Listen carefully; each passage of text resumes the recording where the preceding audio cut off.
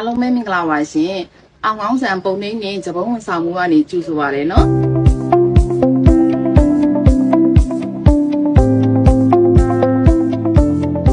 အောင်ကောင်းဆန်မှာရရှိနိုင်တဲ့စာပေတွေကတော့ပုံနှိမ့်ပိုင်းဆိုင်ရာတွေနဲ့ဂျပန်ဝန်ဆောင်မှုတွေကိုလာရောက်ပြီးတော့အားပေးလို့ရပါတယ်ရှင်ဂျပန်ထဲမှာဆိုလို့ရှိရင်ဒီစာပေါက်စိုက်မျိုးစုံရဲ့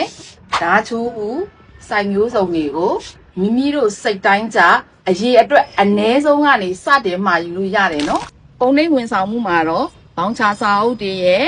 ကျောင်းသုံးစာအုပ်တွေရဲ့နှုတ်ပတ်တွေကိုလာရောက်ပြီးအားပေးလို့ရပါတယ်နော်ဒါဒီမဲလားဆိုတော့လုံးဝမဟုတ်ဘူးနော်မိတ်စာကတ်တွေရဲ့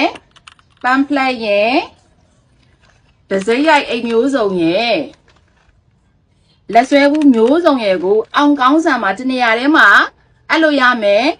မိတ်ဆွေတို့မှာရောပုံနှိပ်ပိုင်းဆိုင်ရာတွေဘာတွေလိုအပ်လဲဂျပန်မှာဆိုလို့ရှိရင်လည်းဘာတွေလိုအပ်လဲတစ်ခုခုလိုအပ်တာရှိရဆိုလို့ရှိရင်အောင်ကောင်းဆန်မှာအမြန်ဆုံးမှာယူဆက်သွယ်နော်ကျွန်တော်တို့အောင်ကောင်းဆန်ကလည်းအများတန်းကြိုဆိုလျက်ပါရှင်ရည်သေးပြည့်မှန်အောင်ကောင်းဆန်